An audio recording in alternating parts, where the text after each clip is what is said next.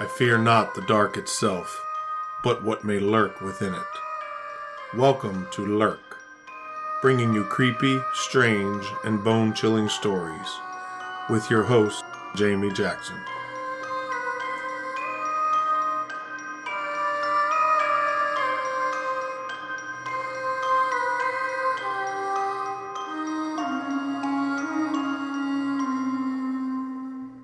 Hey lurkers, welcome to this week's episode. This week we're traveling to the southeastern part of the United States, to America's oldest town, Saint Augustine, Florida. I know some of you are probably wondering when I'm going to be covering aliens again. I have not brushed them off, even though it's not my favorite topic because they terrify me. I have actually just about finished research into an alien abduction story, and I really enjoyed the book that I read. And instead of rushing into it, I wanted to make sure that I do it justice.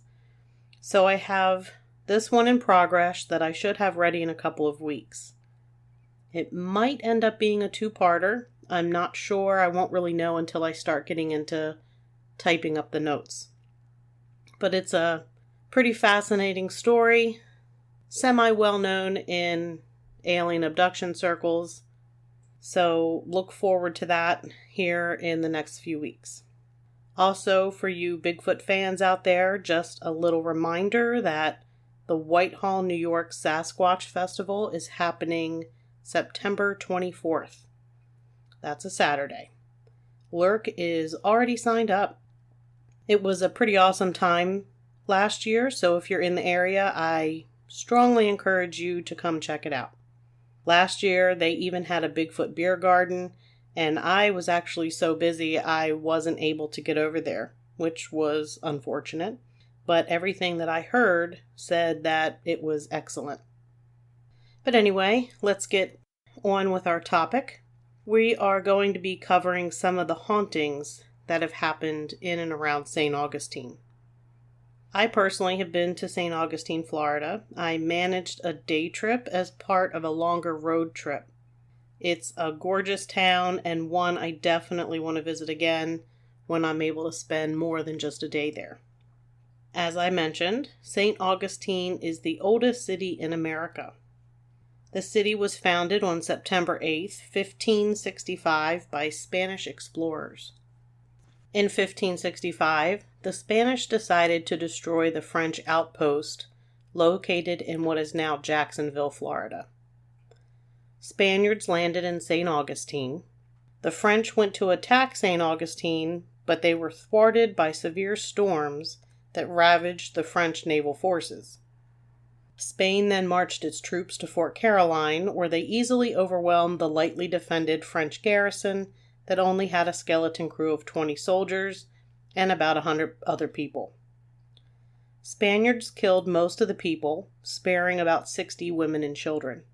Bodies of the victims were hung in trees with a note that read, "Hanged not as Frenchmen, but as Lutherans." And Lutherans were basically the equivalent of heretics, because they weren't Catholic. Then they returned to St. Augustine, where it was discovered shipwrecked soldiers from the French ships had come ashore. The Spaniards took them prisoner and killed all but a few professed Catholics and some Protestant workers with useful skills. Basically, if you were Catholic, you were good, otherwise you were a heretic. Also, I really paraphrased that history.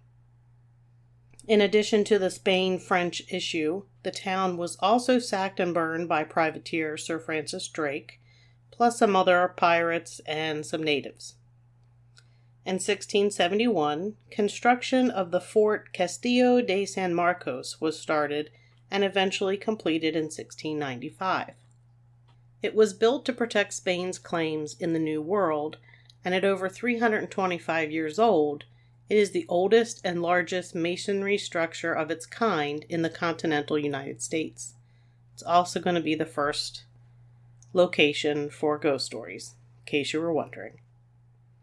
The Castillo de San Marcos has flown the flags of 5 different countries over its limestone walls. 15 battles and sieges have been waged at this military fortress that served as a stronghold during wars between England and France, England and America, and America's Union North and Confederate South. 3 signers of the Declaration of Independence were kept there during the British ownership, and after the Revolution it was used to house Native American prisoners and eventually taken off the active fortification list in the early 1900s. So with such a long history, it's not surprising that it has a couple of spirits roaming the grounds. Castillo de San Marcos was home to more foul play than initially thought, however. Decades after the Spanish occupation, a hidden room was discovered within a wall in the Castillo's dark lower chambers. A heavy American cannon fell through the floor, revealing a room containing ashes and human bones. Some believe this could have been a room used for torture during the gruesome Spanish Inquisition. One of the Castillo's best-known ghost stories involves a love triangle between Spanish Colonel Garcia Marti, his wife Mari Marti, and Captain Manuel Abella, whatever. In 1784, during the Second Spanish occupation, Colonel Marti was the fort's commanding officer. The colonel had a lovely and beautiful wife who was much younger than he was, and her name was Mary. Mary had one flaw. She liked looking at other men. Also stationed in town was a member of the colonel's detachment who was, of course, quite handsome, a captain named Manuel Abella. Some considered him the most handsome bachelor in Saint Augustine, and perhaps all of Florida. He, of course, like everyone on the planet, also had a flaw in that he was basically a player. It was said his incredible good looks and his silken tongue made him remarkably lucky with the ladies. I don't really know what silken tongue means. I'm going to assume that he just had a very flowery way of talking. It could mean something else entirely. I don't really know. Anyway, he of course was arrogant and not very discerning about what women he pursued. So of course, when Captain Abella and Senora Marti laid eyes on each other, caution was thrown to the wind. At first they managed to keep their affair a secret. At the time, the British and Spanish governments existed in St. Augustine side by side, which kept the colonel and other high-ranking officials pretty busy. But inevitably, rumors started, and eventually they made their way to Colonel Marti. His suspicions and temper were fueled when he claimed to smell his wife's perfume on Abella's uniform. So the colonel told his wife he had a meeting with the governor, and that it would be a long meeting and not to wait up for him, and he left. Mary, not using much intelligence, and honestly she really doesn't seem to be real bright, quickly sent word to Captain Abella, and he, of course, equally stupid, hurried to her side. The colonel, and I think we all know what's going to be happening here, he had been waiting for this moment, and he burst in on the lovers. He had them both chained in the dungeons of the Castillo until he could decide what to do. Days went by as he brooded and grew angry over having his masculine pride damaged. Unable to stand the smirks and whispers, he went over to the Castillo and silently watched workmen wall up the dungeon with this coquina stone blocks, while his wife and trusted captain screamed in terror. No one knows if the governor knew what the colonel did, or if anyone questioned him about the sudden disappearance of his wife and the captain. History does not record the event. Many years later, July 21st, 1833, an engineer broke through the wall and was overcome by powerful sweet fragrance of Mary Marti's perfume. And there, before him, hung 2 skeletons chained to the wall. People today say that in the area of the dungeon there is a strange light and the faint smell of sweet perfume. Ghostly reports from the grounds of the Castillo describe a female apparition in a white dress, believed to be the forlorn spirit of Senora Marti. Other spiritual sightings include the ghost of a Seminole seemingly leaping to freedom from the high fortress walls. Night watchmen at the Castillo, now a U.S. national park, have also reported seeing ghosts of Spanish soldiers patrolling the grounds. There's also the apparition of a Spanish soldier standing at the edge of the fort, looking out to sea during sunrise and sunset. There have also been reports of lights coming from a fixture in one of the watchtowers that does not currently have electricity running to it. In the dungeon, people have said they feel cold hands touching and grabbing them, and others have felt queasy and cold walking through. Personally, I will admit that I felt the queasy and the cold sensation when I was touring the fort. Our next stop is the Huguenot Cemetery, the first public cemetery and the only one that offered burial for Anglo-Americans. It was acquired by the Presbyterian Church in 1832 and maintained by them until 1884 when it was closed. It holds about 436 graves. I love how that says about, but it's precisely 436. And it's considered the most haunted cemetery in Saint Augustine and is often referred to as Spirit Central.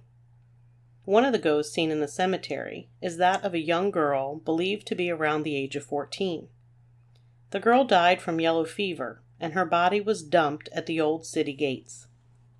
When no one came to claim the body of the child, she was buried in the cemetery in a pauper's grave. But she's not at rest. Many have seen her ghost floating amongst the trees, and she's also been known to wave to the guests she encounters. At night, she's most often seen between midnight and 2 a.m., and is always described as wearing a flowy white gown. The most famous ghost in the cemetery is that of Judge John B. Stickney. Judge Stickney was well liked in town and known for offering free legal advice and services to his neighbors. He died in 1882 from yellow fever and was buried there in the cemetery. His children were left orphaned after his death, as their mother had died some time before. The children were sent north to live with relatives. Eventually, when the children were grown, they opted to have their father's remains moved north to Washington, D.C., to be closer to them.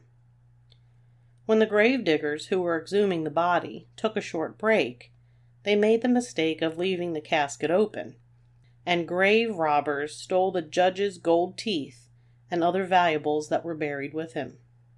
And while his body went north, his ghost stayed behind. He now roams the cemetery day and night. His tall, dark figure is seen searching amongst the graves, looking for someone or something. Perhaps looking for his gold teeth, or those who stole them. Some of the other ghostly phenomena that goes on includes disembodied laughter of a man and visitors feeling as though they're being stalked.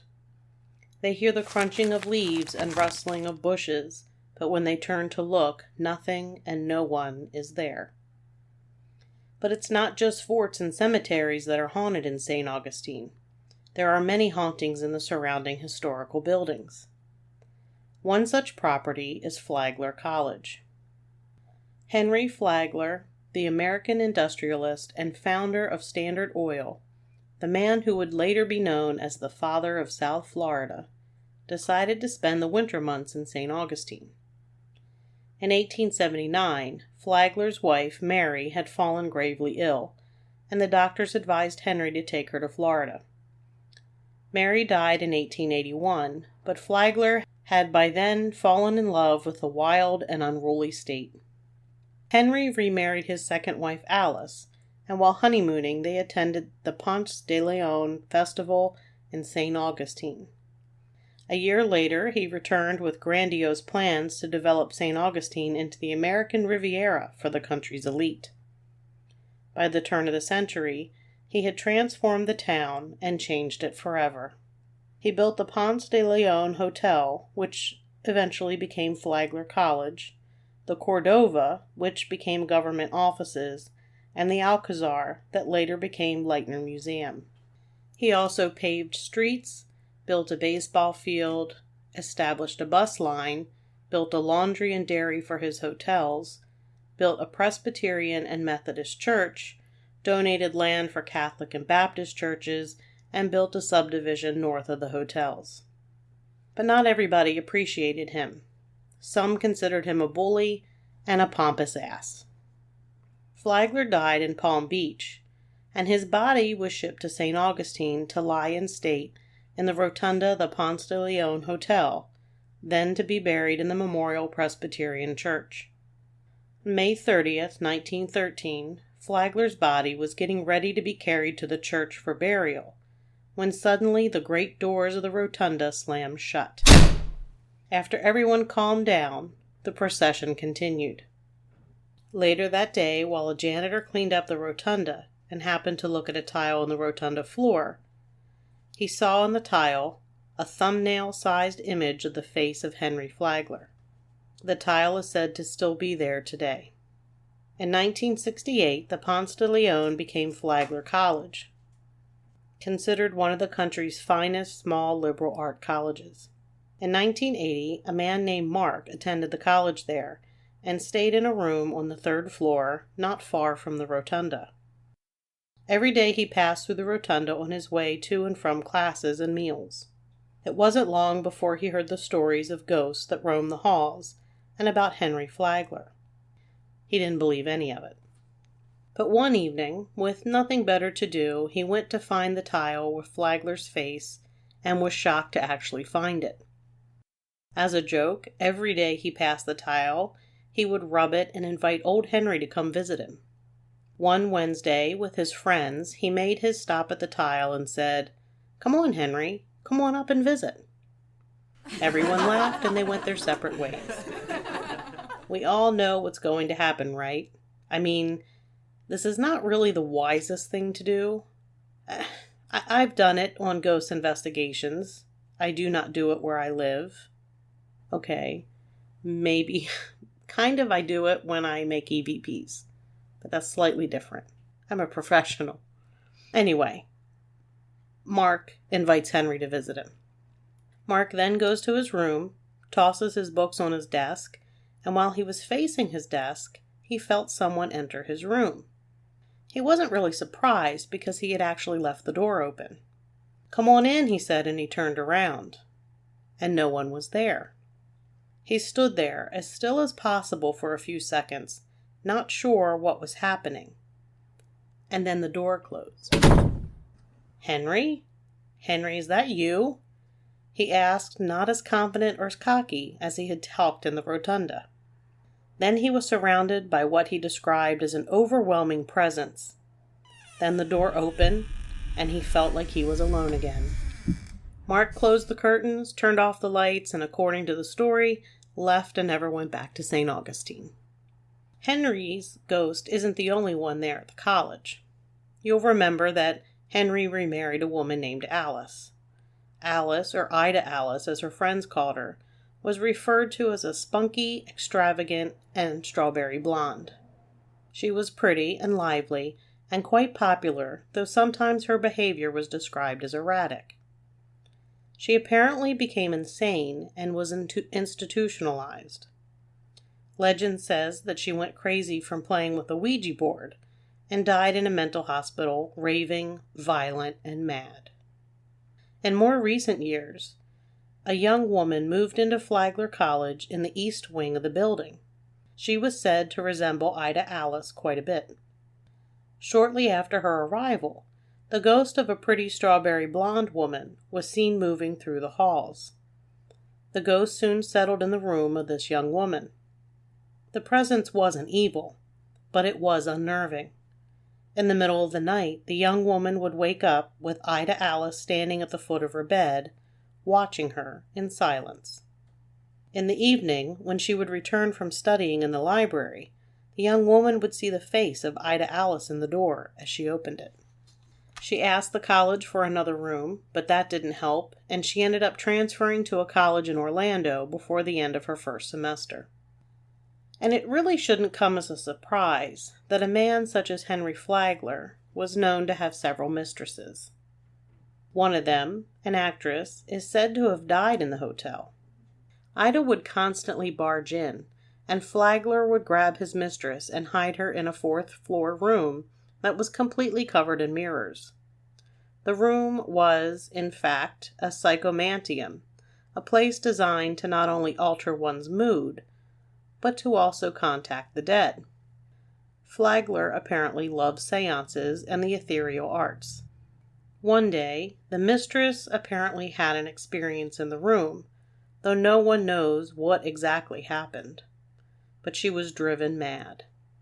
That very night, the girl went and hung herself from a chandelier. Nowadays, the room is used for storing equipment, because when it was repurposed for housing, the students wouldn't spend more than a month in the place. They alleged that screams in the middle of the night would rock them awake, or that their beds would shake uncontrollably. A student told this story from her freshman year at Flagler. When I was a freshman, I lived in the dorms. One night, while I was sleeping, my roommate said that she saw someone standing at the foot of my bed, all in black. I wore a lot of black clothes, so she assumed it was me, and tried to get my attention. She said that the figure didn't move, didn't react to her talking. She just kept looking at me. From that moment forward, until I moved out of the dorms, this lady, all in black, just stood in the corner across from my bed. She never bothered me or made anything happen, but she always stared at me when I was sleeping or falling asleep at night. This woman in black is purported to be Flagler's mistress. Her ghost is often seen on the top floor of the West Wing. There's also said to be the ghost of a small boy whose shadow is seen in the hallway. And as a final comment on the Flagler College, I'll leave you with this eyewitness account. The only thing that scared me into shivers was a morning in November when I was showering and the door seemed to slam and suddenly the light burned out. Now everyone knows that you're probably most vulnerable in the shower. I was petrified. I jumped out of the shower, ran the 12 or so feet to the door, and ran out in my towel. I quickly threw on a t-shirt and ran outside to the rotunda, where all the lights were on and no one seemed frantic about a blackout. It never happened again, but it was enough for me. If you want a semi-active night, go sleep in room 300 in Ponce Hall. So now the Saint Augustine Lighthouse is going to be our last stop on this tour, and the location has been referred to as the Mona Lisa of paranormal sites. I believe that was coined by ghost hunters. The television show, not generic ghost hunters, but like Jason Hawes. I don't know. If he listens, he can contact me and correct me if I'm wrong. So the earliest form of the lighthouse was actually a wooden watchtower that was built by the Spaniards in the 1500s. In 1589, an Italian cartographer, or mapmaker, made maps of Sir Francis Drake's raid on St. Augustine, and he noted on the map wooden watchtowers on Anastasia Island. The tower on the north end eventually became the Saint Augustine Lighthouse. The tower went through many changes throughout the centuries, and after being darkened during the Civil War, on June 1st, 1867, the old Spanish watchtower once more became a functioning lighthouse with the return of its light. Nevertheless, it soon became clear that the structure would soon lose the battle with Mother Nature as the sea continued to erode the land around the lighthouse. After several reports to the United States Lighthouse Board, referencing the erosion and encroaching seas, Congress approved the money for a new St. Augustine Lighthouse Tower. The construction of the tower began in 1871. Superintendent of Lighthouse Construction, Hezekiah Pitty, moved from Cape Elizabeth, Maine, with his family to oversee construction of the new St. Augustine Lighthouse. Hezekiah lived on site with his wife Mary and their children, Mary Adelaide, Eliza, Edward, and Carrie. Just as children would do, the Pitty children turned the construction site into a playground, inviting the children of the workers into their fun. By 1873, only the foundation and 42 feet of the 165-foot tower were completed. A railway cart moved the supplies from supply ships docked at Salt Run to the building site. Riding the cart down to the water was a favorite pastime of the Pitty children. They used the cart as a Victorian-era roller coaster, riding the cart to the water and bringing it back up to the site to ride it again. Only a wooden board at the end of the rail stopped the cart from tipping over into the water. On July 10, 1873, the three Pitty sisters, Mary, 15, Eliza, 13, and Carrie, 4, along with an unknown African-American girl, aged 10, whose father may have worked on the site, were riding in the cart as normal. But the wooden board that stopped the cart from going into the water was not in place. The cart carrying the girls flipped into the water, trapping the girls underneath. Mr. Dan Sessions, a young African-American worker, witnessed the tragic event and raced to the water. When he reached the cart, using all of his strength, he lifted it from atop the girls. By this time, 3 of the 4 girls had drowned. The only survivor was the youngest, Carrie. In the days after the accident, the construction site as well as the town shut down for the funeral of the girls. Following the funeral, the Pitty family returned to Maine to lay their daughters to rest in their hometown. Staff researchers have not been able to find the final resting place of the young African-American girl. In the 145 years since the accident, strange occurrences have been repeatedly attributed to the spirits of the girls. While the children are by no means the only tragedy that occurred in the home, the girls are some of the most active spirits around. Psychics contact staffers frequently, and recently one told them about a young African-American girl's name that was Ellie or Eleanor. As playful spirits, the girls enjoy playing hide-and-seek, sometimes including unsuspecting people. One night in the dark lighthouse tower, a lone staff member was closing up for the night.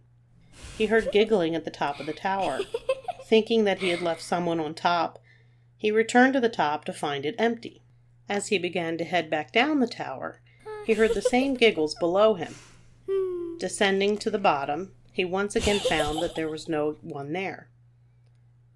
Another evening, a female guest on a ghost tour was standing on the first step of the metal lighthouse staircase. When she took her first step to climb the tower, she found that her shoelace had been tied to the staircase. On another tour, a guide found a group of young women in the basement of the keeper's home. One of the young women had rented an EMF meter to measure the electrical activity caused by spirits. The young woman holding the meter asked the girls if they wanted to play hide-and-seek. The meter spiked. The woman wandered the basement searching for the hiding girls, finally finding meter activity under the spiral staircase leading to the main floor.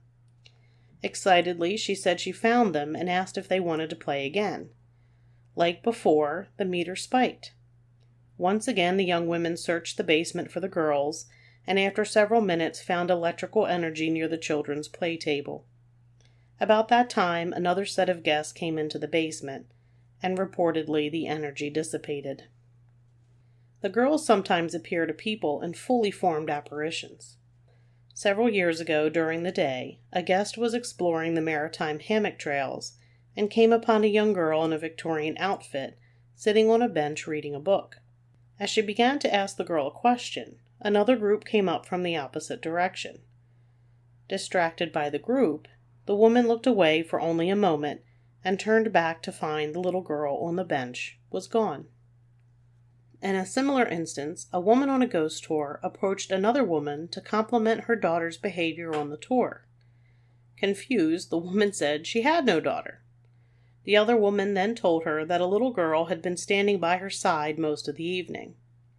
There were no children on the tour that evening at all. Workers will often discover previously bolted doors from the night before are hanging wide open the next day. They often tell tales of the racket of children's laughter in the middle of the night.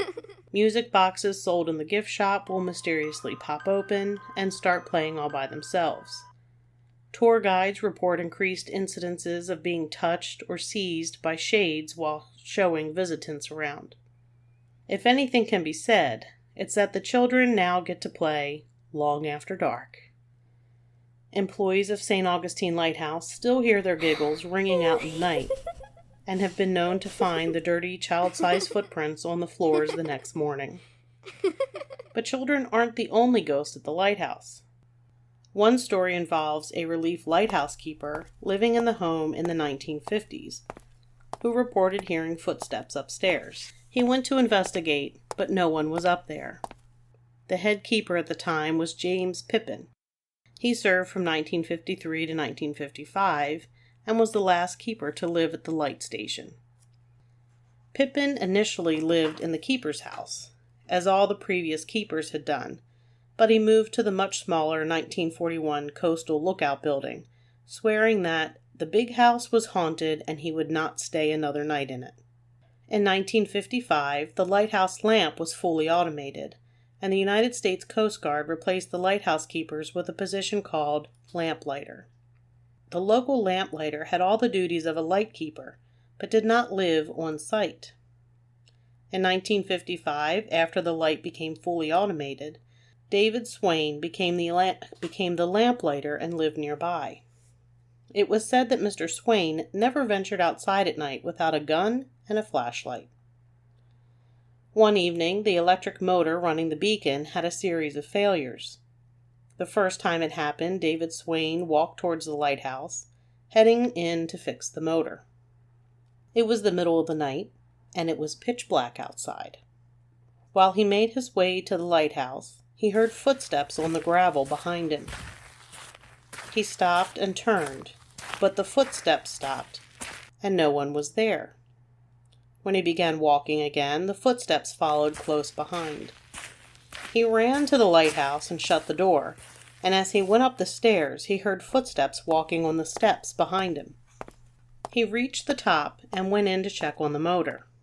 There were no loose connections or any obvious signs of a problem. He turned the switch off and then back on, and the motor started up and ran smoothly. But Mr. Swain was on edge because he had to go back down and outside. So he took a deep breath and he ran down the steps and out the door. The next night, the motor stopped working again, and again David Swain went over to fix it, this time gun in one hand and flashlight in another. He heard footsteps like before on the gravel and on the stairs. Only the gun and light gave him a little bit more confidence. For 3 straight nights the motor malfunctioned, and each time Mr. Swain found nothing wrong with the motor. And as abruptly as the malfunction started, they stopped. Because the new lamplighter didn't live in the keeper's house was rented for a time. A local man who crafted leather goods, named Dan, rented the property during the 1960s. He tells the story of a friend who stayed at the house with him one night, who woke up in the night with a small girl standing by his bed. She was wearing a long lacy dress. She stood there several minutes, expressionless, and as he blinked his eyes to look at her, she disappeared. Dan remembered a story about a lightkeeper's daughter who had drowned there on the property. Several weeks later, another friend of Dan's slept in the same room and had no knowledge of the ghost girl sighting. But the next morning he related the same exact story to Dan. In 1970, after standing empty for many years, the keeper's house burned under mysterious circumstances, gutting the home, leaving only the coquina basement and a few charred timbers. St. Johns County purchased the shell of the building with the intention of demolishing it for safety reasons. However, 16 women in the all-volunteer Junior Service League of Saint Augustine stepped in, raising $1.2 million over the next 15 years to restore and renovate the keeper's house, lighthouse tower, and the original Fresnel lens, a feat never before accomplished. The group added the building to the National Register of Historic Places with the help of a local historian. During the renovation, both construction workers and the JSL volunteers reported numerous unexplained incidents in the home. Beams fell for no reason, a scaffold collapsed, and one workman was seriously injured by a falling spike. After spending only short periods on the job, several workers quit and refused to go near the place. The basement was a particularly active area for ghostly encounters, being the only part of the home that had not completely burned. Perhaps the pity children liked to play there. Today, you can apparently still feel spooky presence. It may be tempting to disregard the lingering odor of cigars, even despite the site being smoke-free.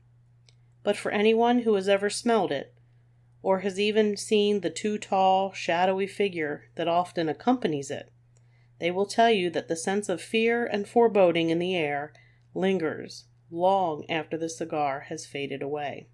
Locals and lighthouse employees refer to this specter as the Man in Blue, as he is often seen dressed in a blue jacket and mariner's cap, walking his route up and down the spiral staircase or looking down from the catwalk above. One witness said, "When he appears, he makes life a living hell for the workers. One lighthouse keeper refused to go back to work because the Man in Blue harassed him for a whole night, chasing him up and down the 219 stairs of the lighthouse. Eventually, the lighthouse duty had to be handed over to the Coast Guard because of this wraith." It's believed that this is the spirit of one of the lighthouse's first keepers, named Peter Rasmussen. He was known for his meticulous eye and watchful manner of maintaining the lighthouse.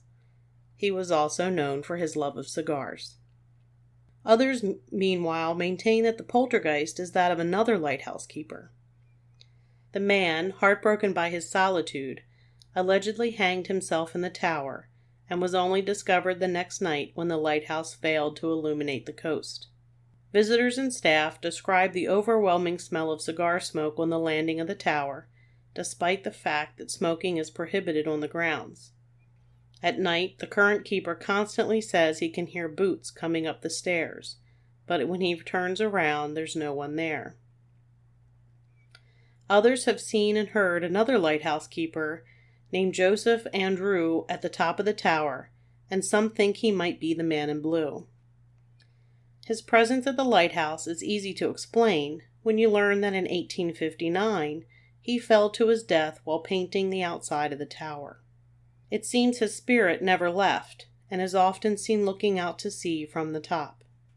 Maria Mestre de los Dolores stands out for more reasons than just her recent ghostly sightings. In 1859, she became not only the first woman to serve in the U.S. Coast Guard, but she also became the first Hispanic American woman to command a federal shore installation, the Saint Augustine Lighthouse.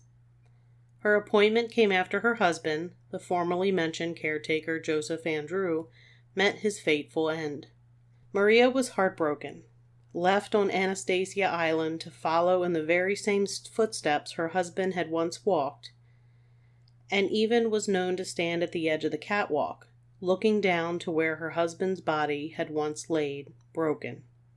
She can still be found there on occasion, leaning over the railing and imagining what those last few seconds of Joseph's life had been like.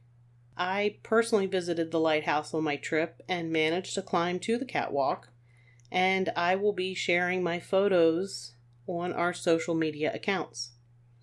As you may have guessed, this is going to do it for this episode. Remember, you can find Lurk wherever you listen to your favorite podcast, or you can find us at lurkpodcast.com.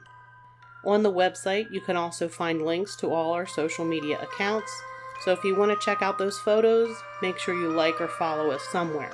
Facebook and Instagram are the most active. If you have a moment, please give us a 5-star review if your podcast platform allows for that sort of thing. It helps us be recommended to others with the same interests. And until next time, don't ride on any questionable rail carts, and keep lurking.